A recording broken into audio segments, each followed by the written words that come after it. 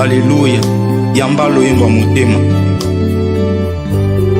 Zwa loyembo ya motema, ibonza na pesi na yokolo. Misama yawe. Zwa loyembo ya motema, ibonza na pesi na yokolo. Misama yawe. Kembo ezali ya yo, ibonza na pesi na yokolo. Misama yawe. Kembo ezali ya yokolo, ibonza na pesi na yokolo. Misama yawe. Nani oya kufelanga, atika nkembo na likolo.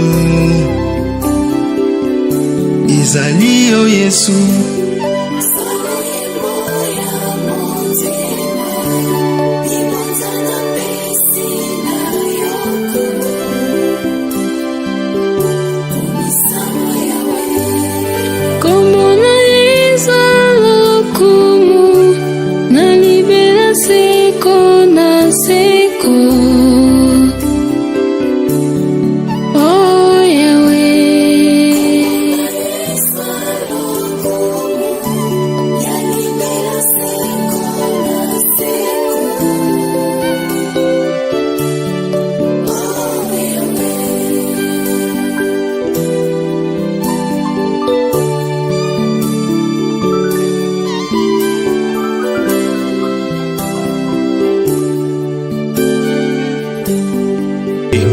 Alléluia.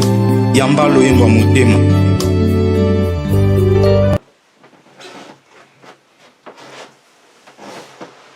Shalom, shalom, très chers téléspectateurs, que Dieu vous bénisse là où vous nous suivez. Bien, vous êtes dans CGC TV, croissez dans la grâce et dans la connaissance télévision avec les pasteurs Jimmy Senga. Bien, très chers téléspectateurs, aujourd'hui, je suis venu continuer ma prédication sur les 7 blessures de Jésus. Bien, je vais faire la prière avant d'aborder cette deuxième partie. Éternel Dieu, Papa, merci pour cette occasion que tu m'as accordée pour prêcher ta parole. Laisse que ton esprit illumine les cœurs de tous ces celles qui suivront ces messages pour qu'ils arrivent à la connaissance de la vérité de ta parole. Je te rends toute la gloire au nom de Jésus-Christ, notre Seigneur et notre Sauveur. Amen. Les 7 blessures de Jésus. Vous savez, très chers téléspectateurs, dans la première partie, j'ai parlé sur la circoncision. Je ne saurais pas répéter tout ce que j'ai dit à la première partie, mais je vous recommande d'aller suivre. Et je crois fermement, vous serez énormément bénis. Aujourd'hui, je parlerai sur la deuxième blessure de Jésus. Lisons d'abord Lévitique 19, verset 27. Vous n'arrondirez point les coins de votre chevelure et vous ne gâterez pas les coins de votre barbe. Vous savez, les enfants d'Israël ne faisaient pas n'importe quelle coiffure. Les enfants d'Israël ne rasaient pas leurs cheveux n'importe comment. Dieu leur avait donné les modèles qui doivent raser leurs cheveux et leurs barbes.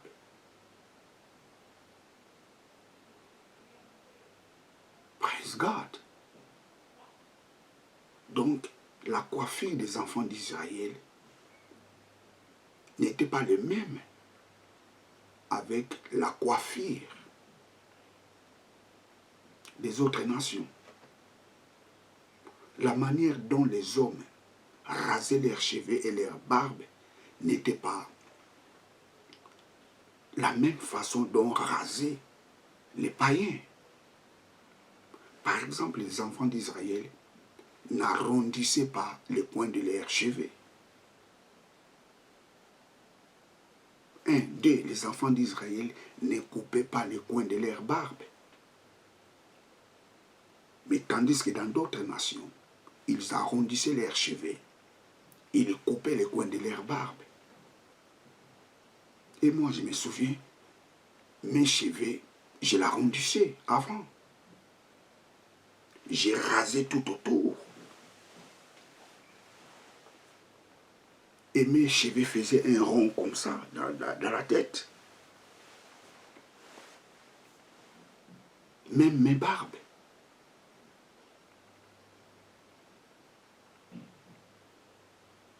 Mais pour les enfants d'Israël, était interdit.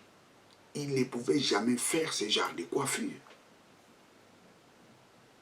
Lévitique 19, 27. Donc en Israël, raser les coins de la barbe, c'était s'identifier comme un païen. Parce que ce sont des païens qui arrondissaient leurs chevelures. Ce sont des païens qui coupaient les coins de leur barbe. Donc pour les enfants d'Israël, était un acte abominable. Si quelqu'un arrondit ses chevelures ou coupait les coins de leur barbe, c'était un acte abominable en Israël. Disons Jérémie 49, 32. Jérémie 49, 32. Il y a plusieurs passages, mais pour ne pas... Jérémie 49, 32. Jérémie 49, 32. Jérémie 49, 32. Jérémie 49, 32. Et leurs chameaux seront un butin, et la multitude de leurs troupeaux sera une proie. Je les disperserai à tout vent, ceux qui coupent les coins de leurs barbes. Je les disperserai à tout vent, ceux qui coupent les coins de leurs barbes. Et je ferai venir de tous les côtés leurs calamités, dit l'Éternel. C'était interdit de couper les coins de la barbe. Les enfants d'Israël ne le faisaient pas. Donc lorsque quelqu'un arrondit ses chevelures et coupe les coins de leur barbe, c'était identifié comme un païen. C'était les païens qui faisaient ce genre de coiffure. Mais aujourd'hui, c'est à la mode. Mais à l'Ancien Testament, c'était interdit. Moi, j'ai déjà vu un prédicateur qui interdit aux gens, je dirais, un prédicateur qui oblige aux chrétiens de voiler leurs chevelures. Mais si tu regardes sa coiffure, sa coiffure ne correspond même pas, comme dit la parole de Dieu. Quelle contradiction! Un prédicateur qui arrondit ses cheveux et qui met les coins dans sa barbe, pour lui ce n'est pas un problème, mais pour les femmes, voilez vos cheveux. Ça, c'est la contradiction. Donc, les enfants d'Israël avaient leur coiffure. Et leur coiffure n'était pas identique aux coiffures des païens. Je vais vous dire une chose, vous savez, les hommes et des femmes israélites avaient des longs cheveux. Les hommes ne peuvent pas avoir des longs cheveux. Les femmes, les longs cheveux, c'est seulement, c'est pour les femmes, pas pour les hommes. Mais je vous dis, des hommes israélites avaient des longs cheveux. Des hommes et des femmes avaient des longs cheveux. Lisons 2 Samuel 14, 26. 2 Samuel 14, 26. 2 Samuel 14, 26. 2 Samuel 14, 26. Et quand il s'est rasé la tête, or c'était une année, en année, qu'il est rasé parce que sa chevelure lui pesait alors.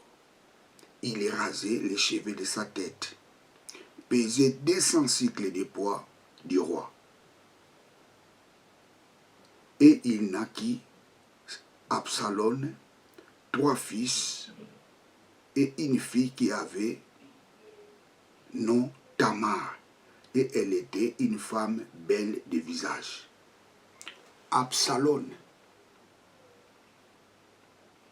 l'enfant de David, avait des longues chevelures. Et on les coupait chaque année.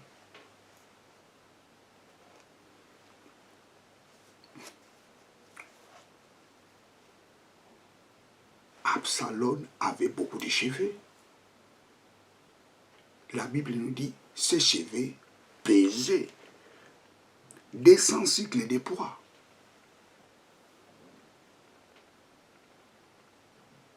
Oh non! Les cheveux des hommes doivent être courts, comme nous dit la parole de Dieu. Mais par contre, les cheveux des femmes doivent être longs. Ce n'est pas la parole de Dieu. Les hommes israélites avaient des longs cheveux. Je vous ai donné l'exemple, Absalom, le fils du roi David, avait des longs cheveux.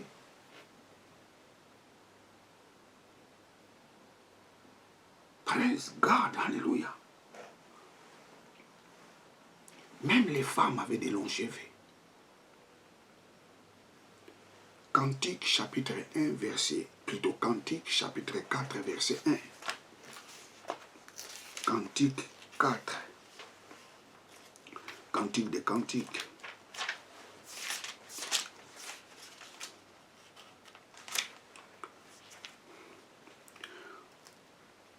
Voici tu es belle, mon ami. Voici tu es belle. Tes yeux sont des colombes. Derrière ton voile, tes cheveux sont comme un troupeau de chèvres sur les pentes de la montagne de Galade. Les femmes avaient de longues chevelures, y compris des hommes. Ça, c'était en Israël.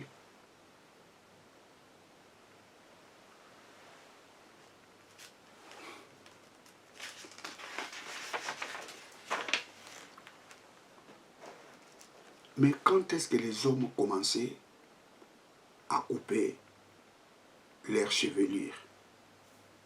Parce qu'en Israël, les hommes avaient de longues chevelures. Je vous ai donné l'exemple d'Absalom. Et la loi de Moïse était pour tout le monde. Ce n'est pas non, Absalom était le fils du roi, il était excepté, non. La loi était pour tout le monde.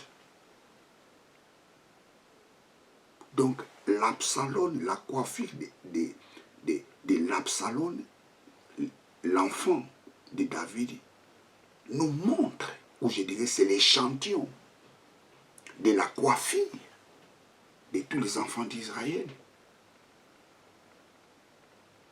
Donc des hommes israélites avaient des longs cheveux.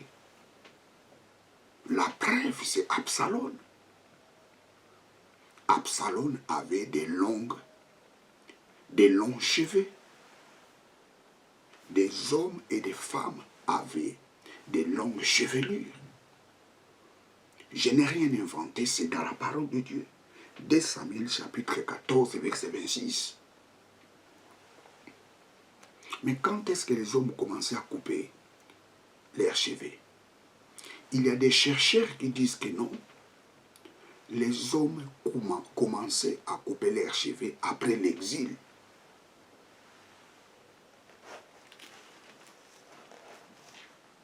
Parce que après, ils ont appris cette coutume lorsqu'ils étaient en exil. C'est par là qu'ils commençaient à raser leurs cheveux, les hommes. D'ailleurs, les Égyptiens, déjà, rasaient leurs cheveux, les hommes. En Égypte, les hommes avaient des cheveux courts, les femmes avaient des cheveux longs. Vous remarquerez, Joseph, quand il était en prison pour aller voir les rois, Pharaon, on lui a obligé de raser les cheveux.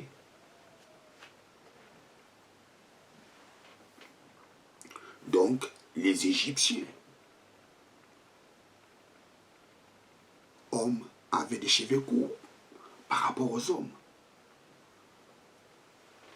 Vous savez, quand les enfants d'Israël avaient retourné dans la terre promise après l'exil, ils ont eu l'habitude d'avoir les cheveux courts par rapport à la femme. Mais à l'époque de Moïse, les hommes et les femmes avaient des cheveux longs.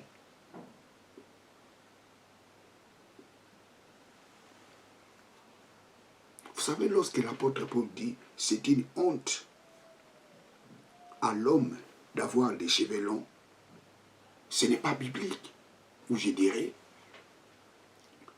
l'apôtre Paul dit « c'est une honte ». L'apôtre Paul ne dit pas « c'est un péché ». C'est une honte à l'homme d'avoir des longs cheveux.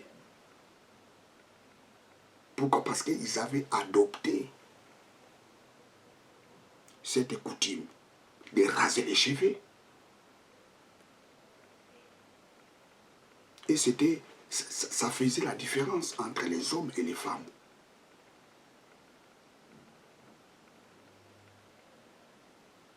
Praise God. L'apôtre Paul ne dit pas c'est un péché à l'homme d'avoir des longs cheveux. Mais l'apôtre Paul dit c'est une honte. Pourquoi la honte? Parce que les hommes avaient déjà adopté leur style de cheveux. Les cheveux courts, c'est pour les hommes. Les cheveux longs, c'est pour les femmes. Et c'était une honte d'avoir des cheveux longs pour les hommes. Mais à l'époque de Moïse, ce n'était pas la honte. Parce que Absalom avait des longs cheveux.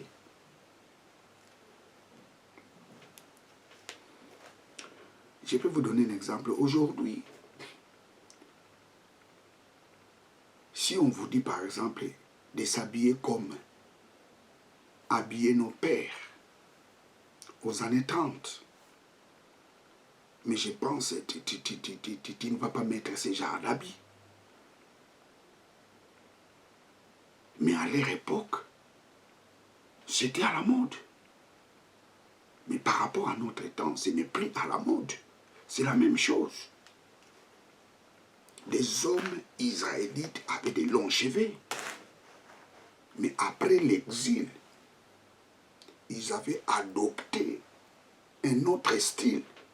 Les hommes, les cheveux courts, et les femmes, les cheveux longs. Et c'était une honte aux hommes d'avoir des longs cheveux, Mais ce n'était pas un péché.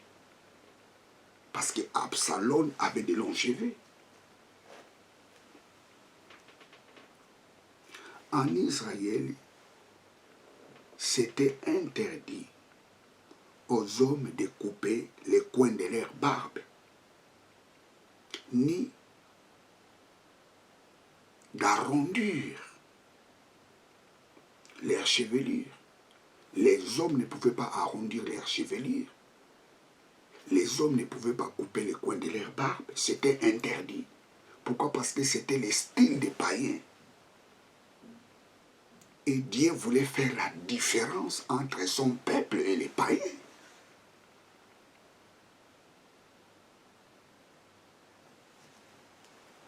Donc les païens ont l'air identifiés par leur coiffure. Praise God, hallelujah.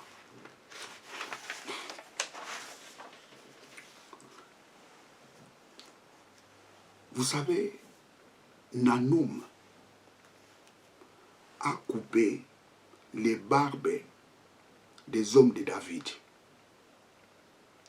et il les renvoya en Israël. Et cet acte n'avait pas plu à David. David a interdit à ses hommes de rentrer en Israël jusqu'à ce que leur barbe pousse. Pourquoi Nanoum avait rasé les barbes des hommes de David? Lisons ça, 2 Samuel chapitre 10, versets 4 à 5. 2 Samuel 10, 4 à 5.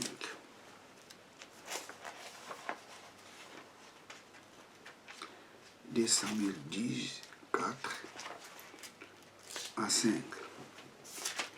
2 Samuel 10, 4 à 5. 2 Samuel 10, 4 à 5. Et David, plutôt, et Nanoum prit les serviteurs de David et fit raser la moitié de leur barbe et fit couper leurs vêtements par les milliers jusqu'au bas des reins et les renvoya et on les apporta à David et il l'envoya à leur rencontre car les hommes étaient très confus. Et le roi dit, habitez à Jéricho jusqu'à ce que votre barbe ait poussé, alors vous viendrez. Nanoun, son père avait de bonnes amitiés avec David. Mais à la mort de son père, et Nanoum était devenu roi. Et David a envoyé les hommes pour lui représenter. Et Nanoum a vu ça comme si ces gens-là étaient des espions. Et qu'est-ce qu'il a fait? Il a rasé la moitié des barbes de ces hommes. Et il déchira ses vêtements. Et David a appris ces choses. Qu'est-ce que David a dit? Et ne rentrez pas à Jérusalem, mais restez d'abord ici à Jéricho, jusqu'à ce que vos barbes poussera. Et après, vous allez rentrer. Après, vous viendrez à Jérusalem. Pourquoi Nanoum a coupé les barbes des hommes de David? Parce qu'il savait que les Israélites ne coupaient pas les coins de leur barbe. Il a fait exprès. Cet acte était je dirais, c'était un acte de profanation.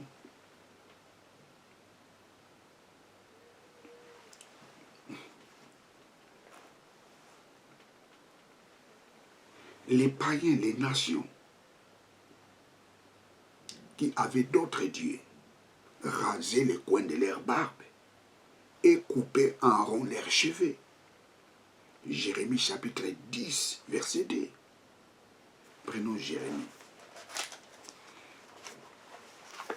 Jérémie 10, 2.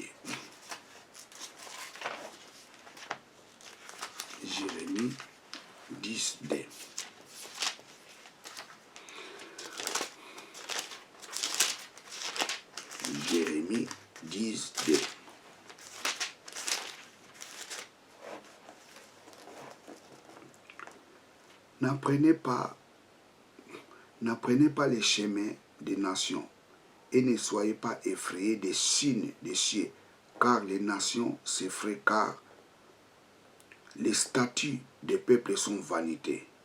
Car un bois coupé de la forêt, façonné au ciseau par la main d'un artisan, on l'embellit avec de l'argent et de l'or.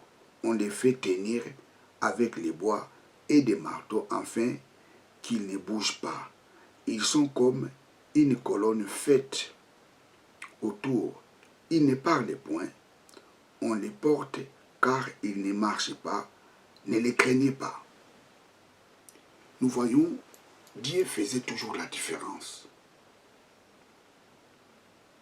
entre les enfants d'Israël et les païens. Les enfants d'Israël adoraient des statues, mais c'était interdit pour les enfants d'Israël. Dieu voulait toujours faire la différence entre son peuple et les païens. C'est pour cela que l'apôtre Paul dit, ne vous conformez pas au siècle présent, mais soyez transformés par le renouvellement de l'intelligence. Dieu ne voulait pas son peuple se conforme aux païens. Couper en rond les cheveux et raser les coins de la barbe, c'était identifié comme un païen, un pécheur, un idolâtre. Parce que cette coiffure était les coiffures des païens. Des idolâtres qui coupaient les coins de leur barbe.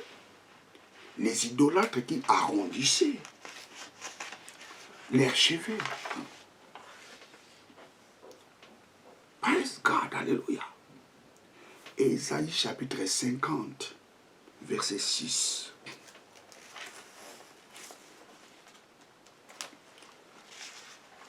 Ésaïe 50, verset 6.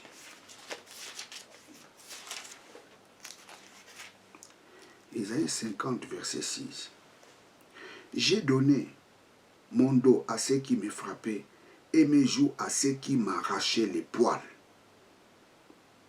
Je n'ai pas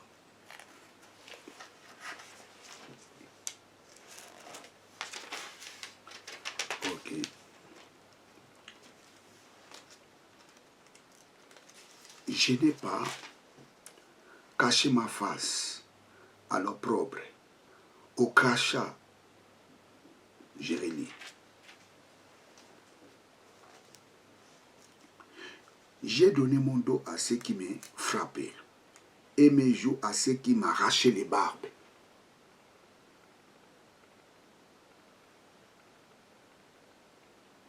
Darby les traduit par les poils.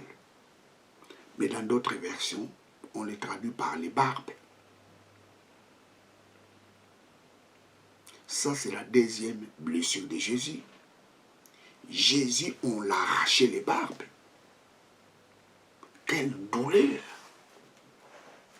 Jésus, c'est différent.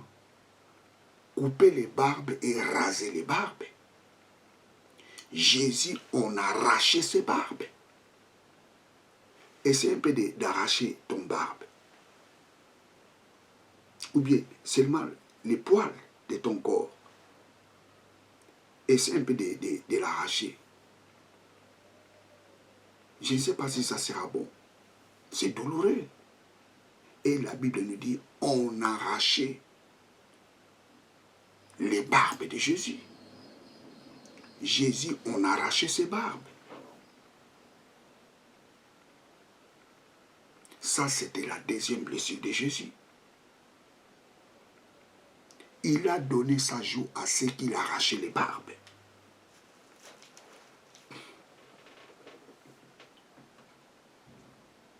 Jésus, lorsqu'il était arrêté, il était tapé et on a arraché ses barbes. Je vois tout ça, toute sa bouche était pleine de sang. On arrachait les barbes. On les tapait et on arrachait, on lui arrachait ses barbes. Pas coupé, mais on arrachait ses barbes. N'oubliez pas, Jésus a dit, l'Écriture parle de moi. Toute la Bible parle de Jésus. On a arraché ses barbes. Pourquoi on a arraché ses barbes? C'est pour lui dire que tu es un païen. Tu es un pécheur. Tu n'es pas Christ. Tu es qu'un menteur, tu es qu'un escroc. On a arraché ses barbes. Et lorsqu'on a arraché Jésus, les barbes, c'est-à-dire il s'identifiait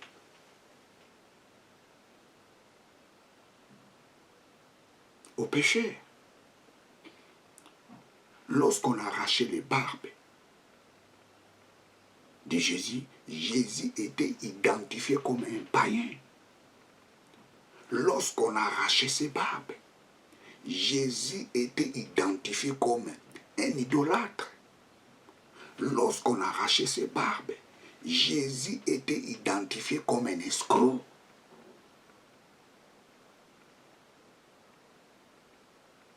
Oh, j'ai relu ce passage. J'ai donné mon dos à ceux qui me frappaient et mes joues à ceux qui m'arrachaient les poils, à ceux qui m'arrachaient les barbes.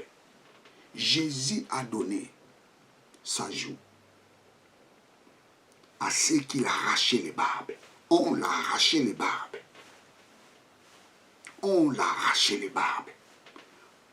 Et lorsqu'on a arraché ses barbes, Jésus était identifié comme un pécheur. Lui n'était pas pécheur, mais il était devenu pécheur pour nous. Lorsqu'on a arraché ses barbes, il s'est identifié comme un pécheur. Alléluia, alléluia. Parce que les enfants d'Israël ne rasaient pas les coins de leur barbe. Ce sont des païens, des pécheurs, des idolâtres qui rasaient les coins de leur barbe. Mais Jésus a pris notre place. Il s'est fait pécheur à notre place. Il s'est fait idolâtre à notre place. Lui n'était pas idolâtre. C'est nous qui étions des idolâtres. C'est nous qui étions des pécheurs. Mais il a pris notre place. C'est pour cela qu'on l'a arraché les barbes. Et lorsqu'on l'a arraché les barbes, il s'est identifié pécheur à notre place. Il s'est identifié voleur à notre place. Il s'est identifié animiste à notre place. Il était identifié un escroc à notre place.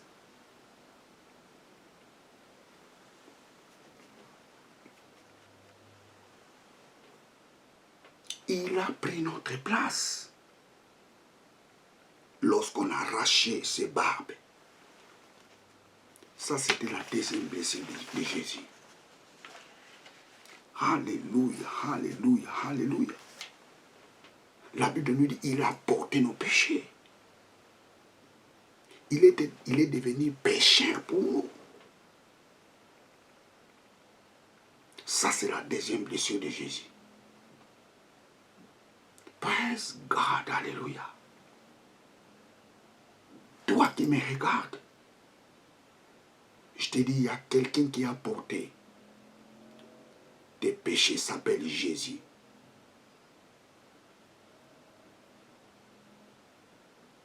Il a pris ta place. Lui qui n'était pas pécheur, mais il a accepté d'être pécheur à ta place. La Bible nous dit, il a donné sa joue à ceux qui l'arrachaient les barbes.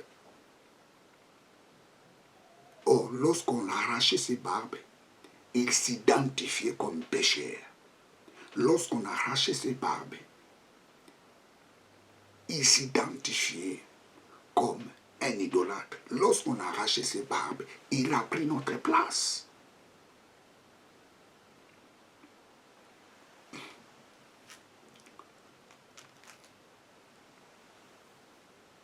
Waouh, lisons Ésaïe 53.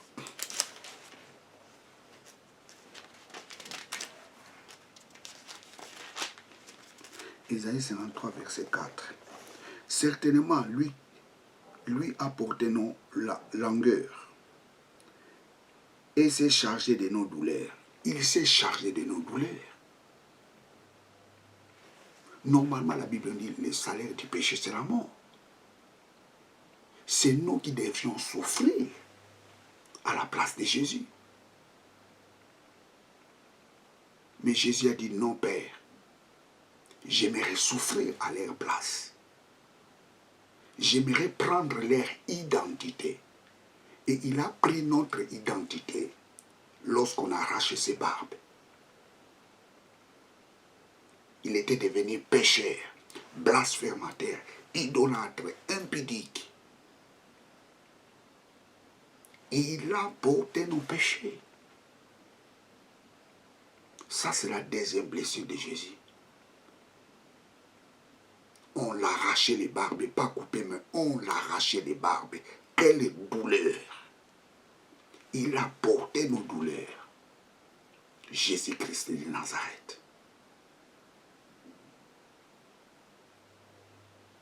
Il est devenu pécheur pour nous, pour que Dieu nous accepte.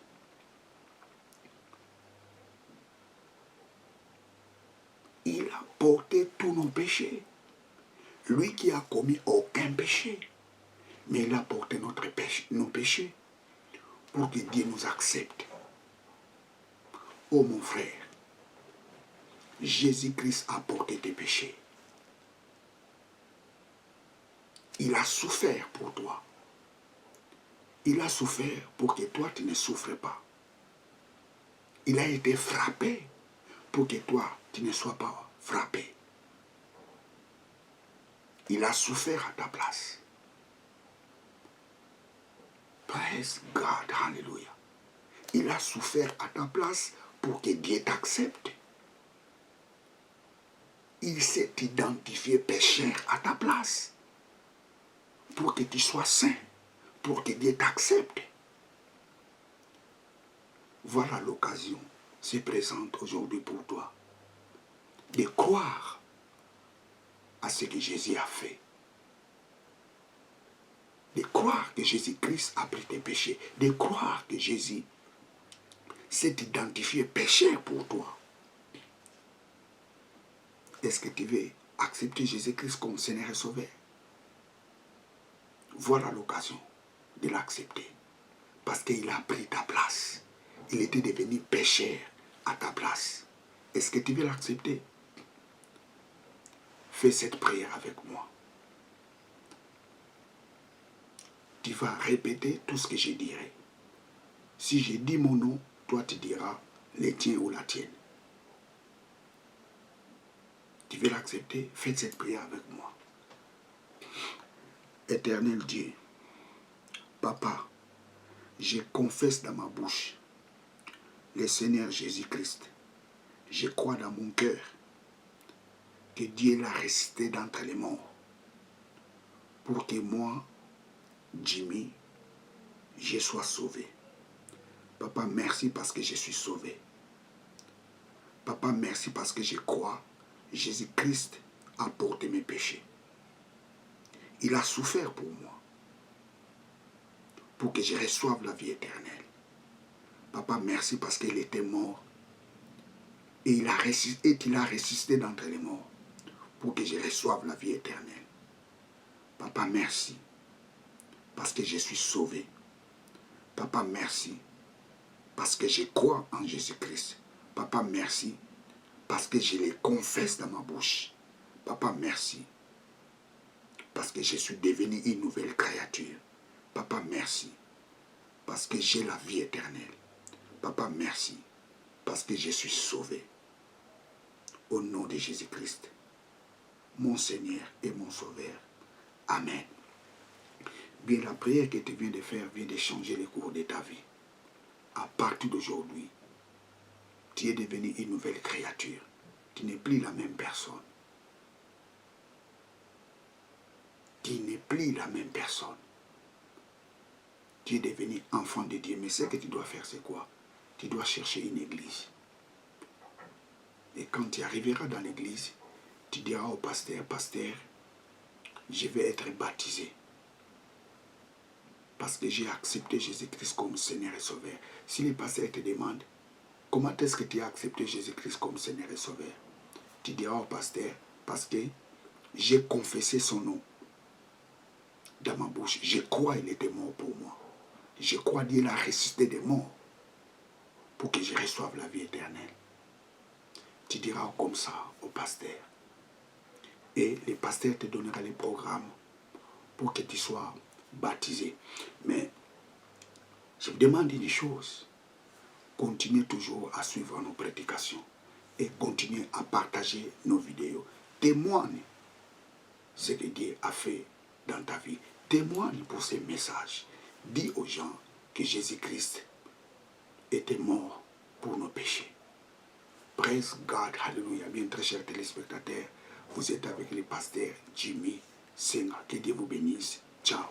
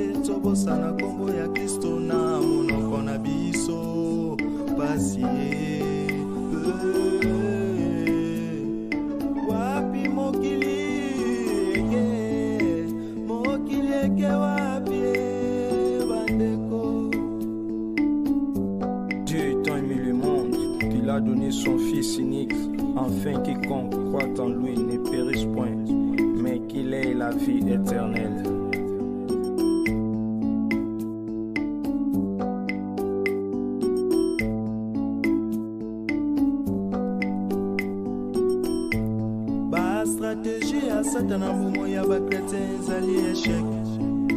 Libanda na Yesu ezali pasi mpe kufa ye. Kati na Yesu ezali njela ya bomoi.